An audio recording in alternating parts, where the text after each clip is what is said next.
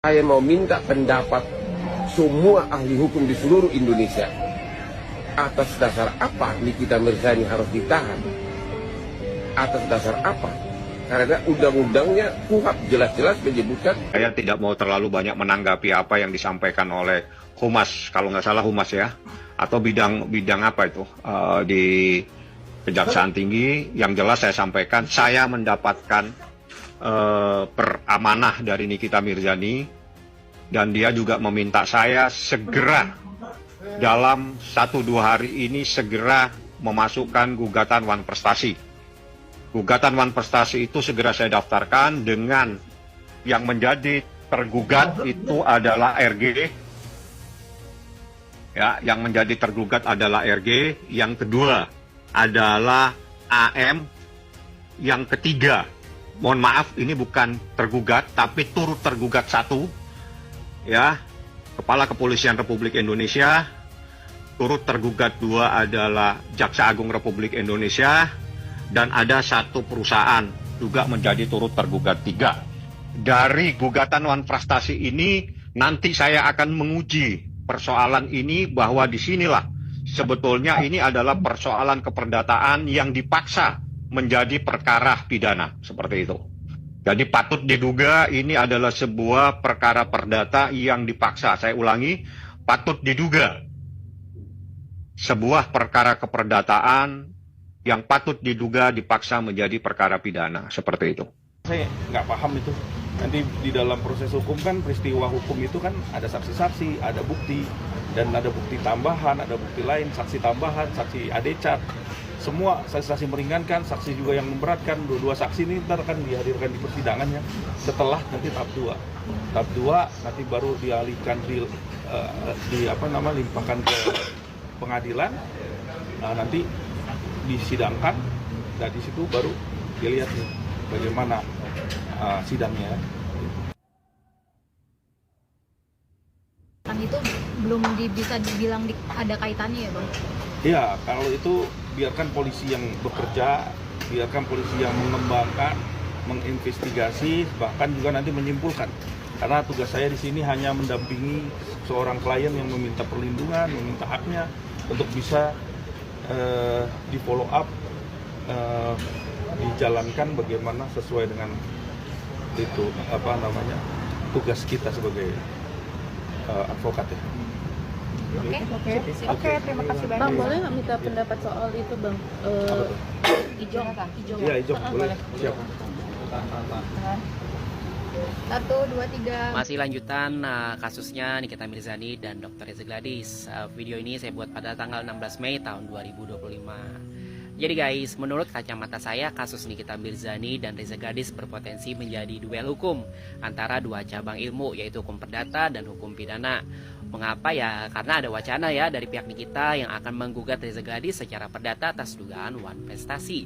Padahal di sisi lain kita sudah mengenal kasus ini lewat laporan pidana dugaan pemerasan. Pertanyaannya sekarang, apakah sah dan mengikat kesepakatan 4 miliar itu menurut hukum perdata? Apakah itu paksaan dalam perspektif hukum perdata? Dan apakah gugatan perdata ini bisa mempengaruhi proses pidana yang sudah berjalan? Nah, dalam hukum kita guys, memang tidak jarang ya terjadi tumpang tindih antara pidana dan perdata. Kasus Nikita versus Reza Gladys adalah contoh menarik.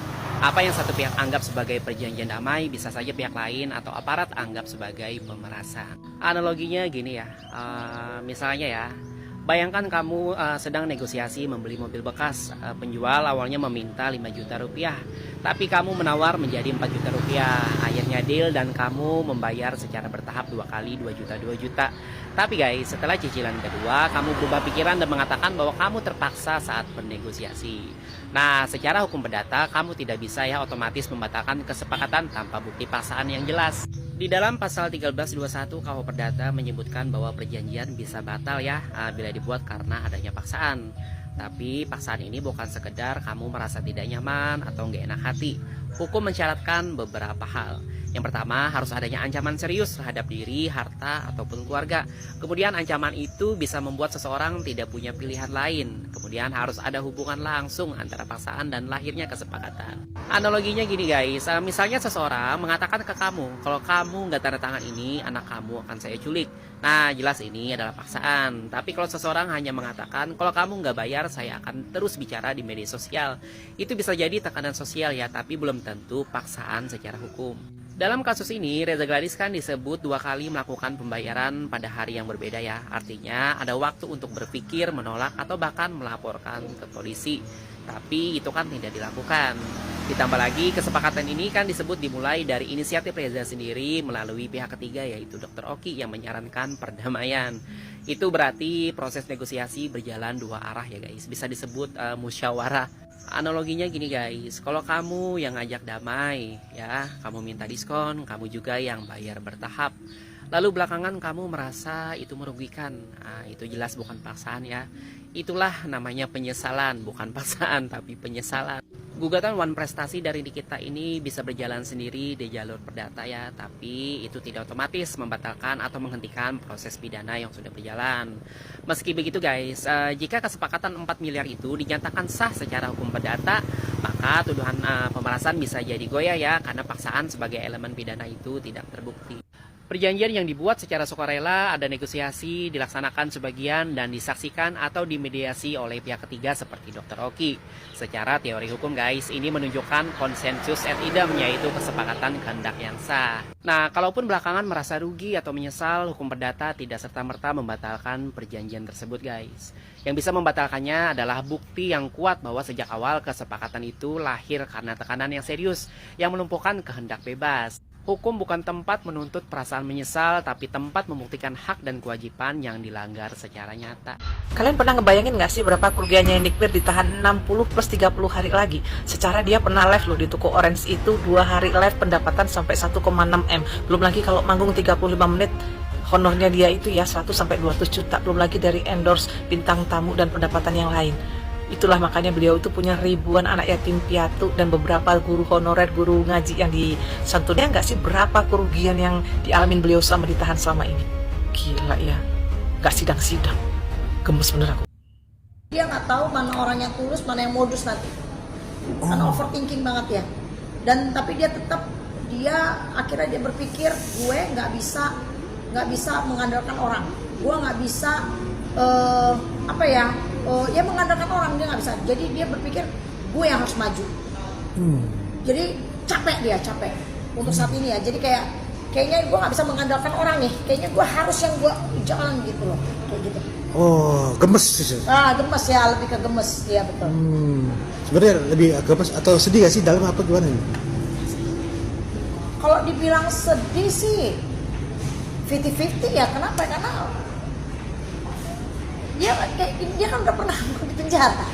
Artinya dia siap gak siap.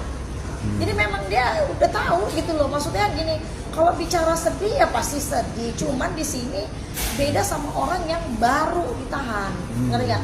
Dia tahu gitu loh bagaimana di penjara yang harus dia lakukan, dia tahu. Gitu loh. Dia juga nggak mau kelihatan cengeng juga, tapi dia yakin gua akan menang. Dia yakin, dia.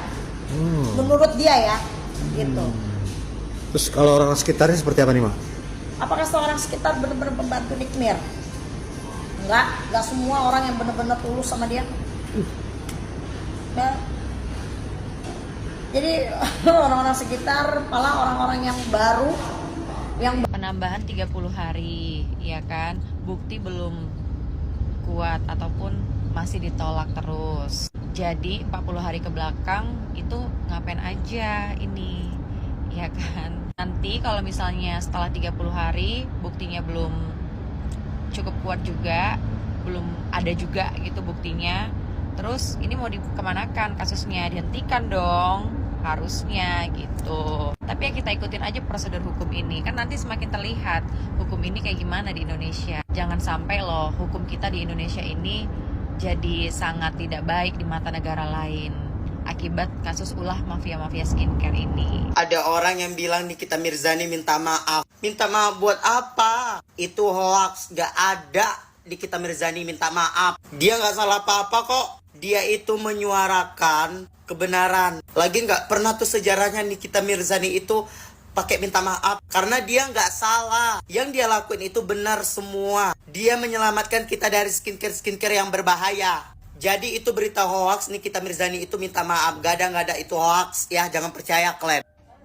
Kenapa bingung pengacara Iza Sega? Ya, kenapa sekarang panik? Ya, karena dalam persidangan kemarin mereka memperjuangkan persoalan pasal penghinaan dan pencemaran nama baik dalam Undang-Undang ITE. Ya, pasal 27 ayat 3-nya, pasal penghinaan pencemaran. Makanya pada saat saksi baik Doktif ya maupun dikuliti pengejaan dan sebagainya, nama-nama plesetan itu tidak bisa dimasukkan. Kenapa? Karena tidak secara gamblang dan jelas menyebutkan nama seseorang. Karena itu hanya inisial dan itu tidak bisa. Oke, di situ saya sepakat.